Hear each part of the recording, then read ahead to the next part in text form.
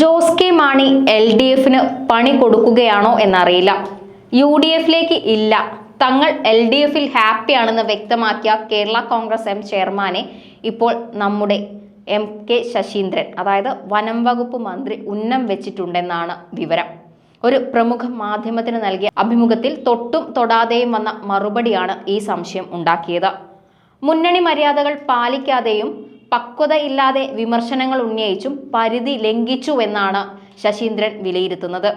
ഇതിനെല്ലാം തുടക്കം വന്യജീവി തെരുവുനായ ആക്രമണ ഭീഷണി ചർച്ച ചെയ്യാൻ അടിയന്തര നിയമസഭാ സമ്മേളനം വിളിക്കണമെന്ന് ആവശ്യപ്പെട്ട കേരള കോൺഗ്രസ് ചെയർമാൻ ജോസ് കെ മാണിയുടെ പ്രവർത്തനമാണ്. അതായത് ജോസ് കെ മാണിയെക്കുറിച്ച് ഇപ്പോൾ നല്ല ചർച്ച നടക്കുകയാണെന്നർത്ഥം. ഇക്കാര്യം ചൂണ്ടിക്കാട്ടി മുഖ്യമന്ത്രിക്ക് കത്ത് നൽകിയത് അന്ന് ജോസ് കെ മാണിയായിരുന്നു. മനുഷ്യ സുരക്ഷ ഉറപ്പാക്കാൻ നിയമ ഭേദഗതിയും നിയമനിർമ്മാണവും നടത്തണമെന്നും ജോസ് കെ മാണി അന്ന് വ്യക്തമാക്കിയിരുന്നു. അതാണ് ഇപ്പോൾ NCPയെ ചൊടിപ്പിച്ചത്. NCP നേതൃത്വം ഇത് ചർച്ച ചെയ്തു എന്നുള്ള വിവരം പുറത്തു വരുന്നുണ്ട്.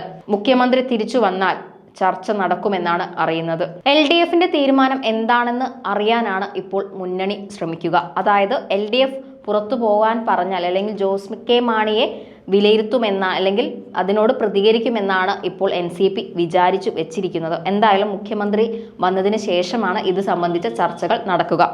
കേന്ദ്ര വന്യജീവി സംരക്ഷണ നിയമ ഭേദഗതിയുമായി ബന്ധപ്പെട്ട് മന്ത്രി AK ശശീന്ദ്രൻ മുൻപ് പ്രതികരിച്ചിരുന്നു. അതായത് ജോസ് കെ മാണി ഈ ആവശ്യം ഉന്നയിച്ച സമയത്ത് അദ്ദേഹം പ്രതികരിച്ചിരുന്നു.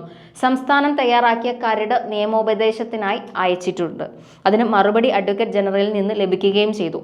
സംസ്ഥാനത്തിന്റെ പരിമിതിയിൽ നിന്ന് നിയമനിർമ്മാണത്തെക്കുറിച്ചാണ് അന്ന് ആലോചന എന്നായിരുന്നു പ്രതികരണം. അപ്പോൾ സത്യത്തിൽ കേരള കോൺഗ്രസ് മുന്നോട്ട് വെക്കുന്ന ആവശ്യം ഇങ്ങനെയാണ്: സംസ്ഥാനത്ത് അതിരൂക്ഷമായി വന്യജീവി തെരുവ് നായ ആക്രമണത്തിൽ പ്രത്യേക നിയമസഭാ സമ്മേളനം വിളിക്കണമെന്ന ആവശ്യം. മറ്റൊന്ന്, വിഷയത്തിൽ നിയമനിർമ്മാണം നടത്തണം. അതിൽ തന്നെ ഭരണ പ്രതിപക്ഷ വ്യത്യാസമില്ലാതെ മുഴുവൻ കക്ഷികളും ഒന്നിച്ചു നിൽക്കണം. ഇത്തരത്തിലുള്ള ഒരു രൂക്ഷ പ്രതിസന്ധിയിൽ വിശദമായ ചർച്ച ആവശ്യപ്പെട്ടാണ് ഭരണ മുന്നണിയിലെ മൂന്നാമത്തെ കക്ഷിയായ ജോസ് കെ മാണിയുടെ കേരള കോൺഗ്രസ് രംഗത്തെത്തിയത്.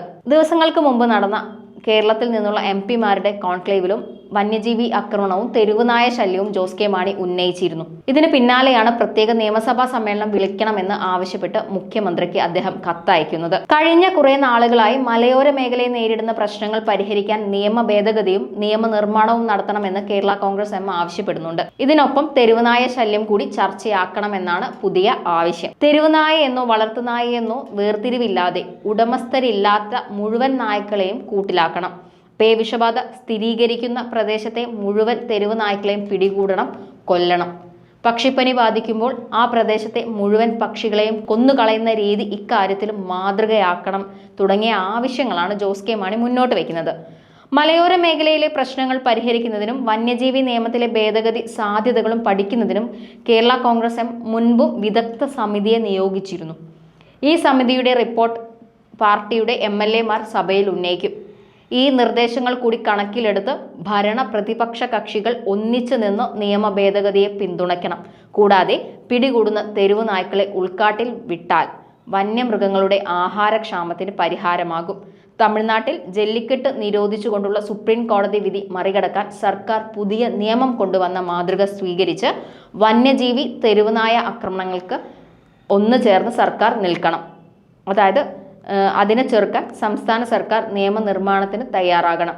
ഇതാണ് ജോസ് കെ മാണി പറയുന്നത്. ഇപ്പോൾ നിലവിൽ മുഖ്യമന്ത്രി അമേരിക്കയിൽ പോയ സമയത്ത് ഇത്തരത്തിലുള്ള ആവശ്യങ്ങൾ ഉന്നയിക്കുന്നത് ഒരു പ്രത്യേക ലക്ഷ്യത്തോടു കൂടിയാണ് എന്ന ആരോപണവും നിലനിൽക്കുന്നുണ്ട്. അതായത് പാർട്ടിക്കുള്ളിലെ അണികളെയും ക്രൈസ്തവ വോട്ട് ബാങ്കിനെയും ഉന്നം വെക്കുന്നു എന്നാണ് ചിലരുടെ വാദം. അതായത് വന്യജീവി വകുപ്പ് കൈകാര്യം ചെയ്യുന്ന മന്ത്രിക്ക്, വനം വകുപ്പ് കൈകാര്യം ചെയ്യുന്ന മന്ത്രിക്ക് ശരിക്കും ജോസ് കെ മാണിയുടെ ആവശ്യങ്ങളും അതിലെ ദുർബലമായ കാര്യങ്ങളും ചൂണ്ടിക്കാണിക്കുമ്പോൾ ഉണ്ടാകുന്ന ചെറിയൊരു മുറുമുറുപ്പ് മാത്രമാണ് NCP കാണിച്ചത്.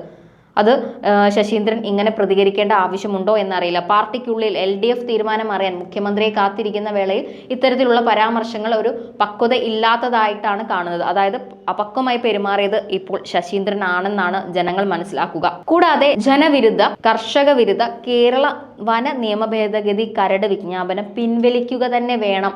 ജനങ്ങളെ നേരിടാൻ അല്ല, വന്യജീവികളെ നേരിടാനാണ് നിയമനിർമ്മാണം വേണ്ടത് എന്നൊക്കെ വനം വകുപ്പിനെ കുറിച്ച് ജോസ് കെ മാണി എന്ത് ചെയ്തിരുന്നു? ഫേസ്ബുക്കിൽ പോസ്റ്റ് ചെയ്തിരുന്നു. അതായത് ഉള്ളിൽ പുകയുന്നുണ്ട്, പുക പക്ഷെ പുറത്തേക്ക് വന്നിട്ടില്ല. ഇത് അധിക കാലം മുന്നോട്ട് പോകില്ല.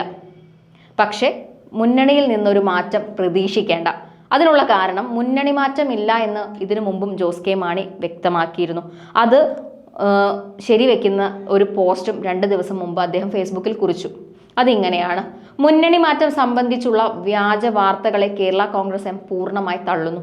ഇടതുമുന്നണിയുടെ അവിഭാജ്യ ഘടകമായ കേരള കോൺഗ്രസ് എം മുന്നണിയെ രാഷ്ട്രീയമായി ശക്തിപ്പെടുത്തുന്നതിനും മുന്നണിയുടെ ജനകീയ അടിത്തറ വിപുലപ്പെടുത്തുന്നതിനുമായി നിരന്തരം പരിശ്രമിക്കുകയാണ്. നേതൃസ്ഥാനത്തിന്റെ പേരിൽ കലഹിക്കുന്ന UDFനെ രക്ഷിക്കാൻ ചില കേന്ദ്രങ്ങൾ തുടർച്ചയായി വ്യാജ വാർത്തകൾ പ്രചരിപ്പിക്കുകയാണ്.